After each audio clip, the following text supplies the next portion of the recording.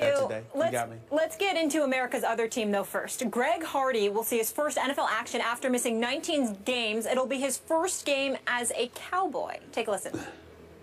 Greg, you got a sack a game habit and an all-pro background stuff. Will it take a while to ramp up to that, or has all this time been ramping up to that? I hope not. I hope I come out guns blazing. You know, I'm full of excitement. I'm full of juice, and I'm ready to go. You know, have what they call fresh legs. So I'm really excited to get out there and get on that grass or that turf and see what they can do. You mentioned how difficult this whole process has been, Greg. What have you learned about yourself through the whole process? I'm a really good pass rusher when I put my mind to it. I had a good off season and a good camp. You know, we were all there. I got to be a part of a group. I got to get off the ball with some defensive ends, some defensive tackles, and just get back to the swing of things. Your thoughts about going through the legal process and then the challenge and where you are now? Man, once you put that helmet on, you really only have thoughts of winning. It's a contagious kind of thing. It's a cowboy kind of thing. I feel like when I get around these guys, I feel like it's not really about anything but winning and getting sacks and doing my job, and I'm really good at that. So. Brady's not an easy opponent for your debut game as a Cowboy. How do you view that? Same one I did last time I saw him. Hopefully on the ground. How many times? Did you sack him last time you Ask saw him. him? Come again? Did you sack him last time you saw him? Luckily, he gave me one. So thank God for Tom Brady. You know. On the ground, fresh legs, guns blazing. Skip Bayless. How do you feel about Hardy's comments? Stephen A. Smith, now the tables are turned, and we have to talk about my favorite team, not your Yankees, but my Cowboys. So, Molly asked, how do I feel? Where do I start? Embarrassed? Ashamed? Torn from the bottom of my soul that now I'm thrust into a position of having to root for this guy on this Sunday, albeit against the New England Patriots, my AFC team. That's a whole other issue. Tough for you. But Stephen A., think about this. Now my Cowboys season hinges upon the returns, plural, and immediate impact of Greg Hardy coming back from his suspension for conduct detrimental to the league, and also Rolando McClain returning from his suspension for violating the substance abuse policy. I don't love it. And I told you from the start, day after they signed Greg Hardy, Jerry Jones took this risk, this plunge, even though the money part of it is low risk, high reward. But it is a plunge PR-wise, and I told you I didn't love it. And I told you that I will disqualify myself when the games start, the real games start. I'm still going to root for my Cowboys, but I'm going to have a hard time including him in the mix of my Cowboys. And what he said yesterday, Stephen A., makes that even harder for me.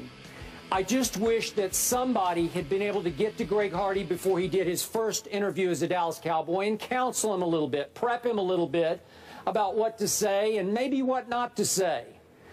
And apparently nobody did, which made this even harder. I did not want to hear him say, because it was not a very good idea, to say I'm going to come out, says Greg Hardy, guns blazing, when your accuser, back in your sexual violence case, said that you threw her on a couch that was filled with semi-automatic weapons? Really? Ugh, that made me cringe.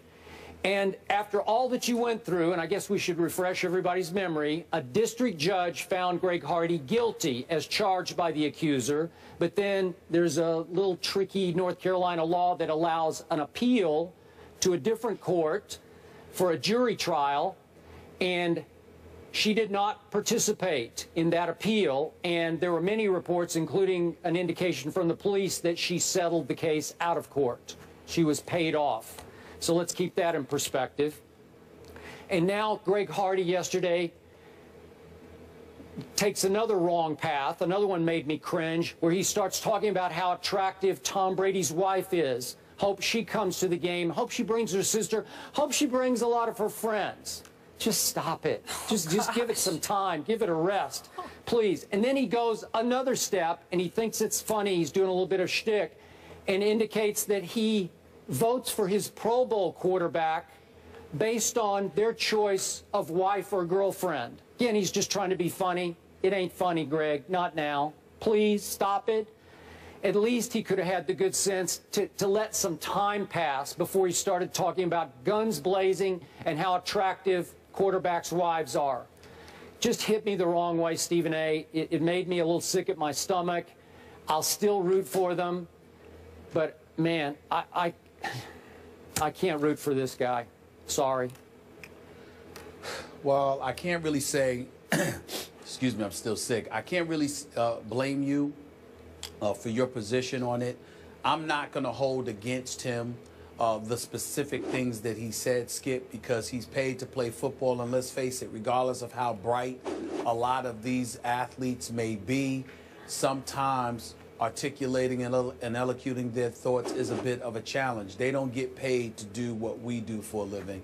They get paid to do what they do for a living. So the manner in which they say, or their word usage, you know, their diction, their tenor, their vocabulary, you're victims of habit. If that's how you talk, that's how you talk. So I'm not going to hold that against him as much as you have. Where I do agree with you is from the macro perspective.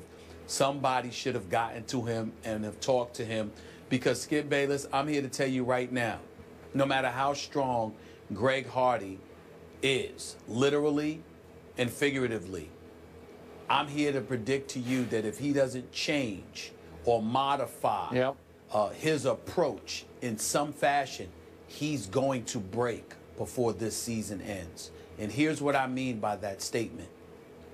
When somebody's asking you a question about what the offseason has been like and what these suspended games have been like for you, you can't sit up there and sidestep by saying, I'm thankful for another day to get sacks, man. Any day I can wake up and rush the quarterback is an awesome day. At some point in time, you're going to have to deal with the allegations and ultimately the conviction from a bench trial in North Carolina. You're literally going to have to look at folks and address those issues. And the fact that you refused to do so yesterday is a bad sign.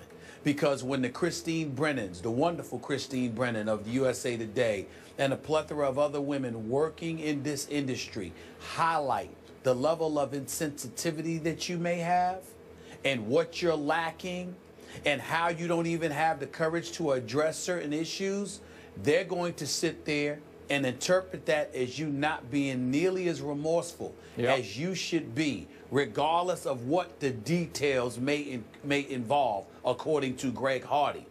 And that they have every right to do.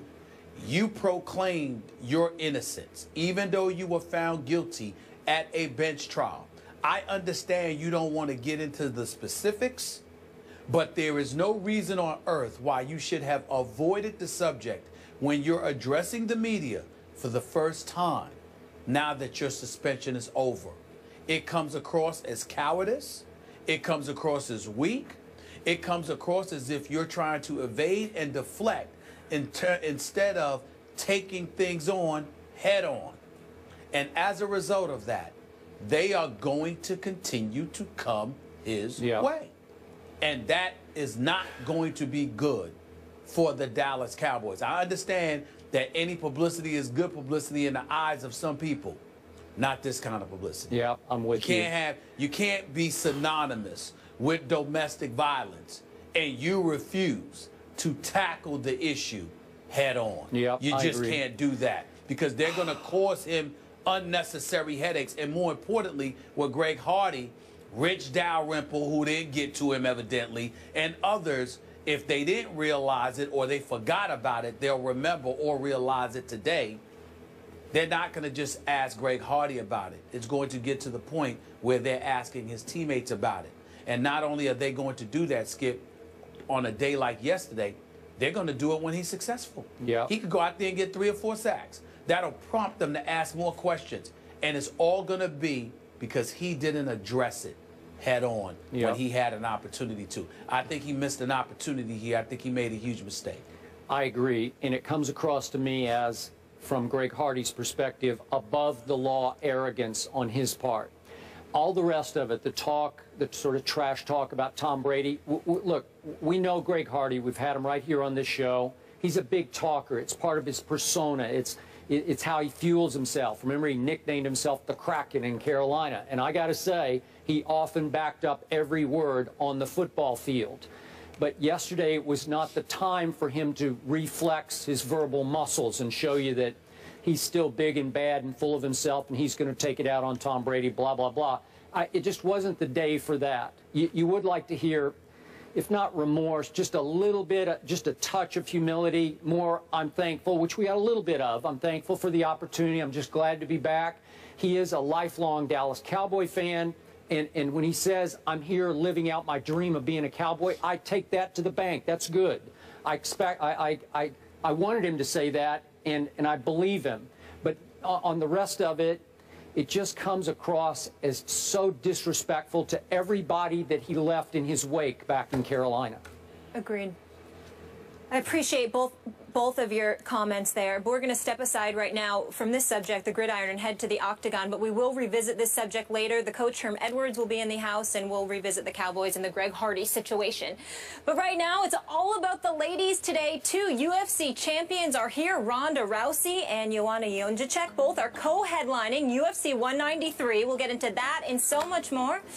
And welcome into another good hump day on First Take. Lots of good topics heading your way, courtesy of Stephen A. and Skip. Don't miss a beat by checking out our complete rundown, which you can find on Instagram.